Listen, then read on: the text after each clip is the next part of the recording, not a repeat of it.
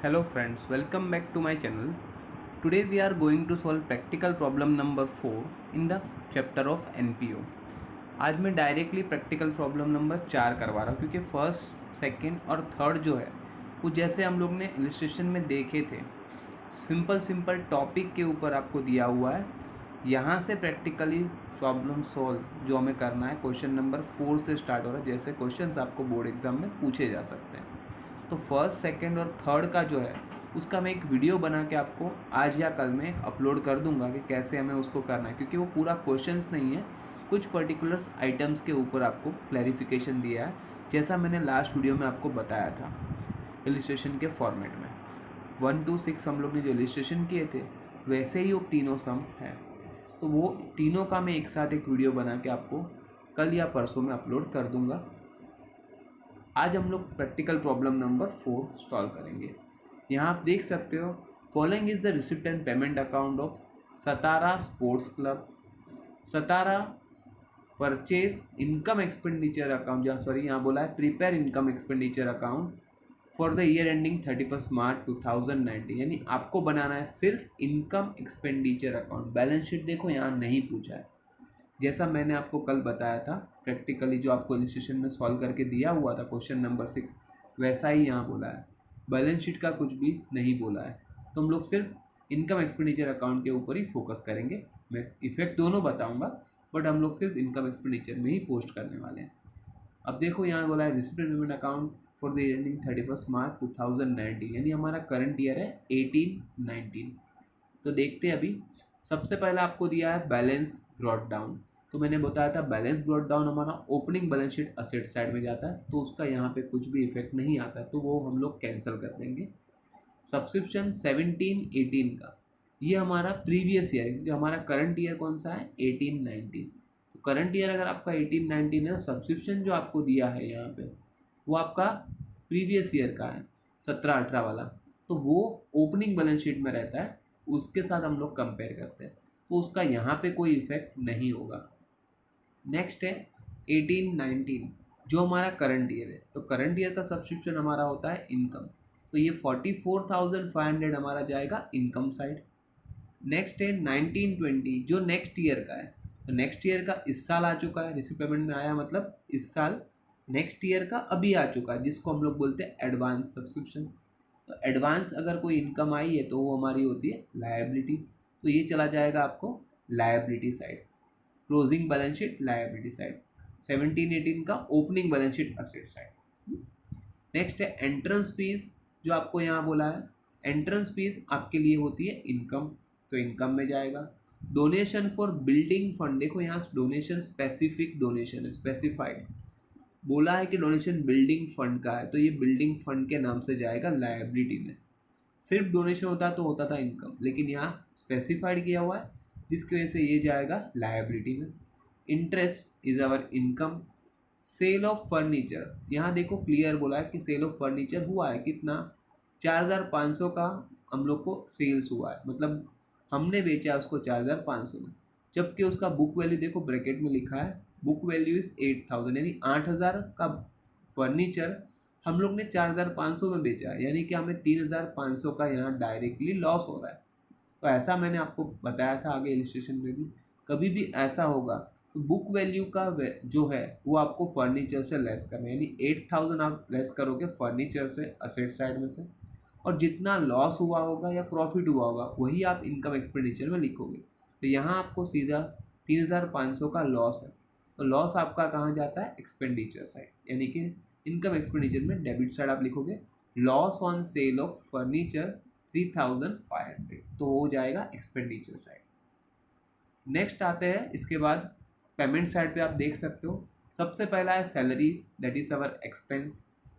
Rent expense है, लेकिन वहाँ ब्रैकेट में साइलेंट एडजस्टमेंट में कुछ लिखा है कि इंक्लूड 2,000 फॉर 17-18, मतलब कि 17-18 में जो बाकी था वो हम लोग ने अभी पे किया, इसके अंदर इंक्लूड है। तो 17-18 में बाकी था, मतलब वो 17-18 का क्या होगा आउटस्टैंडिंग होगा। लास्ट ईयर का आउटस्टैंडिंग इस साल के अंदर ऐड हम लोग नहीं कर सकते, क्योंकि इनकम एक्सपेंडिचर हम लोग जो बनाते हैं जो इस साल का है करंट ईयर का वही दिखा सकते हैं। इसका मतलब ये है कि लास्ट ईयर का आउटस्टैंडिंग अगर था तो मैंने आपको बताया था कि आउटस्टैंडिंग अगर करंट ईयर का है तो हम लोग ऐड करते हैं, प्रीवियस ईयर का होगा तो हम लोग लेस करेंगे। तो ये 2000 आपको 5000 में से लेस करना पड़ेगा। तो 5000 पहले आप लिखोगे एक्सपेंडिचर साइड और नीचे माइनस करोगे, आप माइनस करके लिखोगे आउटस्टैंडिंग फॉर ईयर 2017-18 करके आपको ये 2000 उसमें से माइनस करना है। तो रेंट के ऊपर आपको एक टिक मार्क कर देना है, क्योंकि उसके ऊपर ये टिक मार्क होगा तो आप इनर कॉलम में लिखोगे। नेक्स्ट है electricity charge, that is our expense. Fixed deposit आपका होता है assets. Printing and stationery expense. General expense expense, वहाँ ब्रैकेट में कुछ इन्फॉर्मेशन दिया, include 500 paid for next year, मतलब कि इसके अंदर 5500 में 500 रुपया हम लोग ने नेक्स्ट ईयर का भी भर दिया है।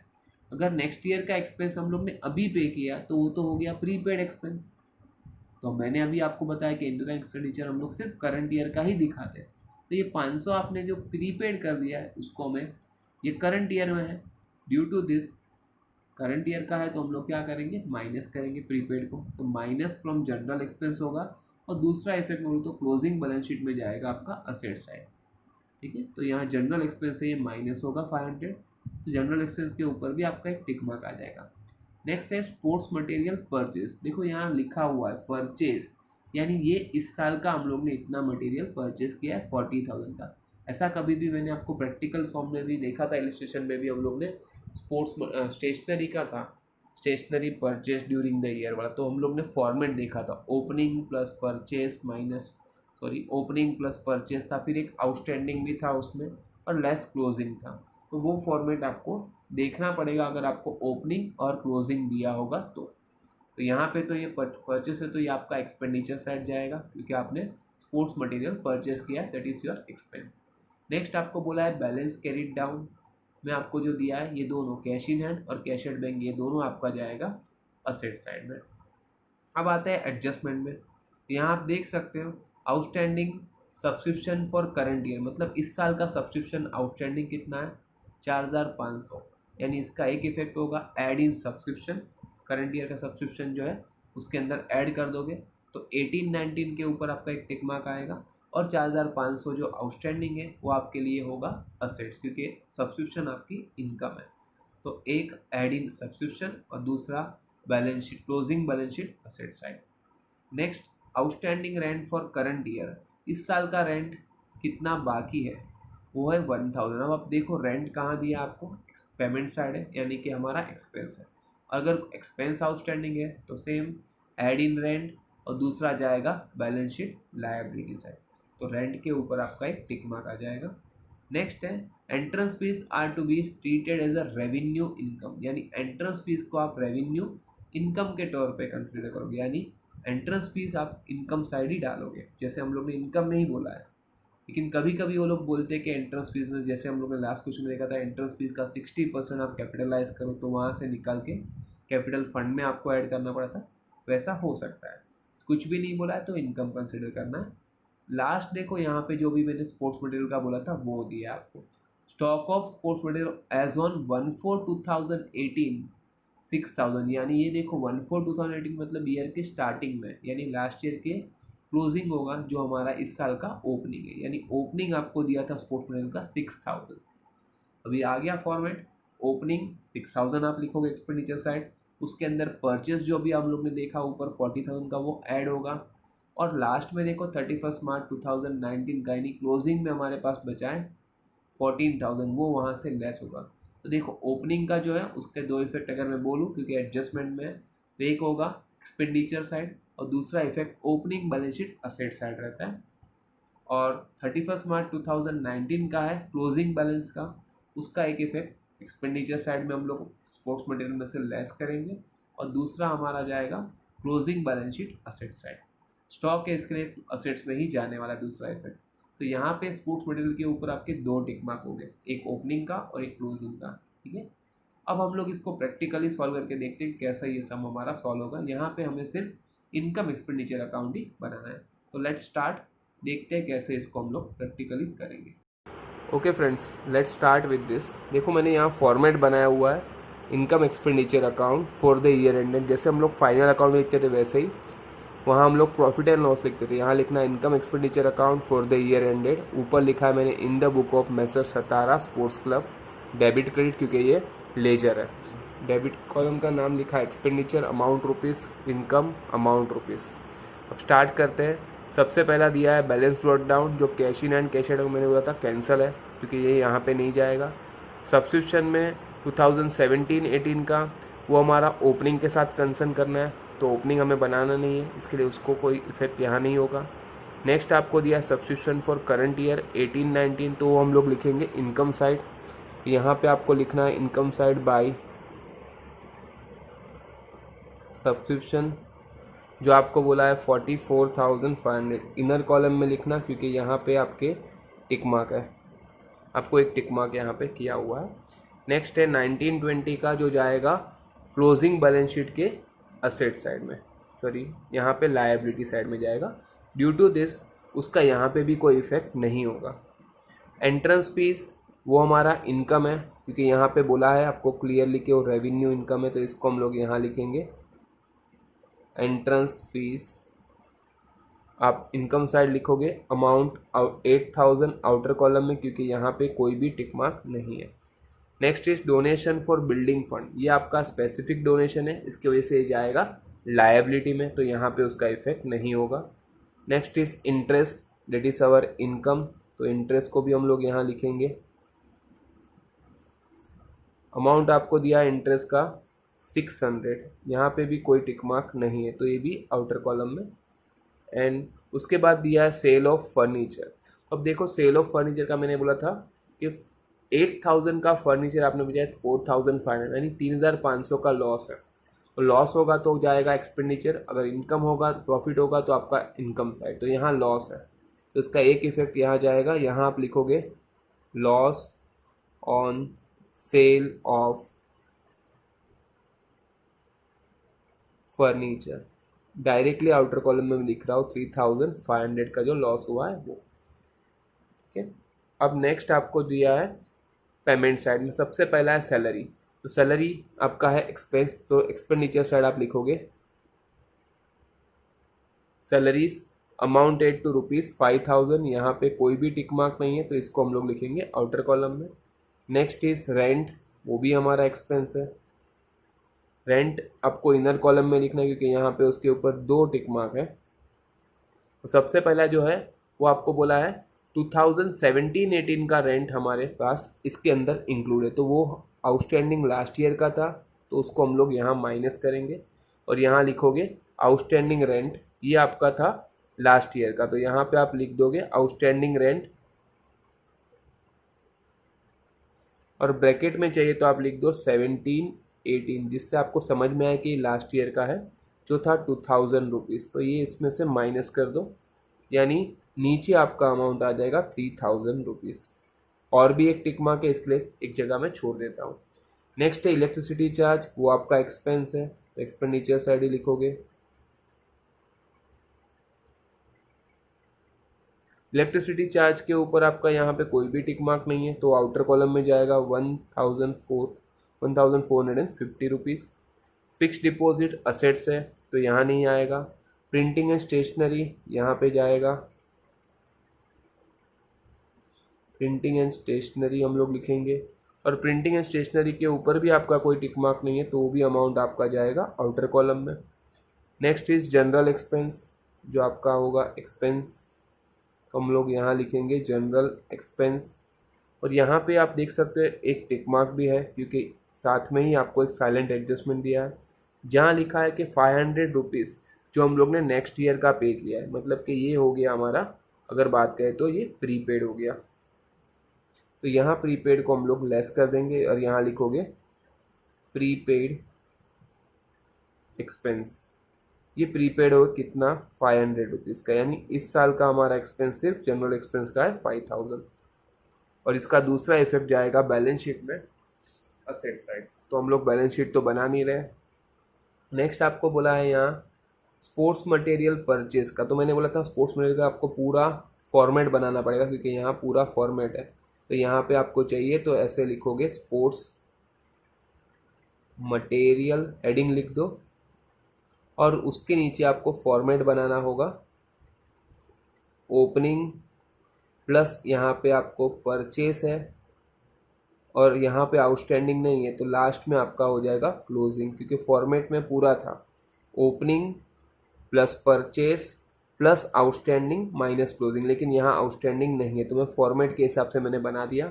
अब यहाँ पे स्पोर्ट्स में परचेस आपको दे दिया है 40, तो मैं परचेस के सामने लिखता हूँ 40,000 रुपीज़ का परचेस, और लास्ट दिया है बैलेंस क्रेडिट डाउन, वो जाएगा आपका असेट साइड। अब आते हैं एडजस्टमेंट में। सबसे पहला एडजस्टमेंट दिया आउटस्टैंडिंग सब्सक्रिप्शन का करंट ईयर का, वो आपको बोला है 4,500 रुपीज़ है। तो आउटस्टैंडिंग का मैंने बोला था ऐड इन सब्सक्रिप्शन, तो सब्सक्रिप्शन में यहाँ ऐड कर दो, यहाँ लिख दो आउटस्टैंडिंग सब्सक्रिप्शन जो आपको दिया है 4,500, तो उसको यहाँ ऐड कर दो।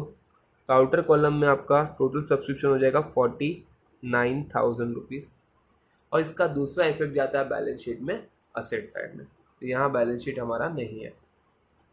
नेक्स्ट है आउटस्टैंडिंग रेंट, करंट ईयर का है 1,000, तो आउटस्टैंडिंग मैंने बोला था करंट ईयर का होगा तो यहाँ ऐड करना है, तो यहाँ आप लिख दो आउटस्टैंडिंग रेंट, और करंट ईयर का तो आप लिख दो 18-19, या तो करंट ईयर लिखो तो भी चलेगा।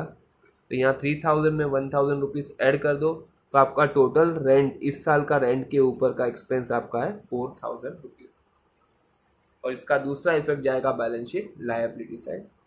एंड उसके बाद एंट्रेंस फीस का इन्फॉर्मेशन दिया है, तो जो तो कोई इन्फॉर्मेशन सिर्फ है तो उसका कोई इफेक्ट नहीं होगा। And last fourth sports material का देखो, यहाँ ओपनिंग का आपको दिया है 6,000, तो मैंने बोला था फॉर्मेट के हिसाब से ओपनिंग का यहाँ ओपनिंग में लिखो 6,000, और इसका दूसरा इफेक्ट जाएगा opening balance sheet asset side में, तो वो तो हमारे पास यहाँ है नहीं, तो इसके अंदर इसको ऐड कर देते हैं, तो हमारा sports material opening plus purchase का इतना हो गया, और क्लोजिंग आपको बोला है 14,000 है, तो क्लोजिंग यहाँ हमारा माइनस होता है, क्लोजिंग को माइनस कर दो, और इसका दूसरा इफेक्ट 14,000 का होगा क्लोजिंग बैलेंस शीट के लायबिलिटी साइड असेट साइड में चला जाएगा, तो 32,000 इसको माइनस करके आपको यहाँ देख सकते हो आउटर कॉलम में आएगा, ये 32,000 रुपीज़ आपका यहाँ पे होगा स्पोर्ट्स मटेरियल के ऊपर का इस साल का एक्सपेंडिचर।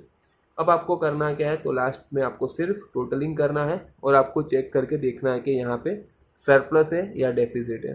तो यहाँ आप देख सकते हो क्रेडिट साइड में ज़्यादा अमाउंट दिख रहा है, 49,000 है, फिर 8,000 है, तो यहाँ से हमें स्टार्ट करना पड़ेगा। 8 + 9 17 कैरी 1, यानी 57,600 आपका टोटल आ रहा है। तो ये आपका टोटल अमाउंट है, और हम लोग इसी को डेबिट साइड लिखेंगे, और यहाँ डिफरेंस जो होगा उसको हम लोग बोलेंगे सरप्लस। सरप्लस और ब्रैकेट में लिखना है, तो यहाँ लिखोगे एक्सेस ऑफ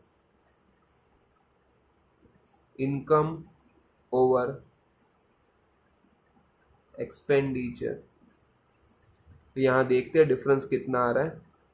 देखो यहाँ पे सबसे पहले तो 0, फिर आपका 5 + 5 10, 10 का 0 कैरी 1, 5 + 1 6 + 4 10 17, और हमें 6 लाना है, तो 17 + 9 करोगे तो होगा 26 का 6 कैरी 2, 2 + 3 5 + 5 10, 10 + 4 14 15, 15 + 5 20, 20 + 2 22, और हमें 7 लाना है, 22 + 5 करोगे तो आपका हो जाएगा 27 कैरी 2, तो 2 प्लस आपका डायरेक्टली 3 5 हो गया। तो यहाँ डिफरेंस हमें आ रहा है 5,900 का, तो ये आपका बन जाएगा सरप्लस 5,900 रुपीज़।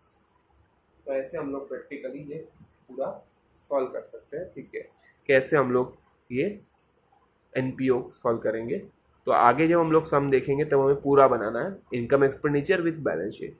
आज के लिए सिर्फ इतना ही पूछा तो मैंने इतना ही आपको बताया है। ओके, इसमें भी किसी भी टॉपिक में अगर आपको डिफ़िकल्टी या कुछ समझा नहीं होगा तो please write me in the comment section so that I can be rectify और clarify your doubts. Thanks for watching, bye for the day.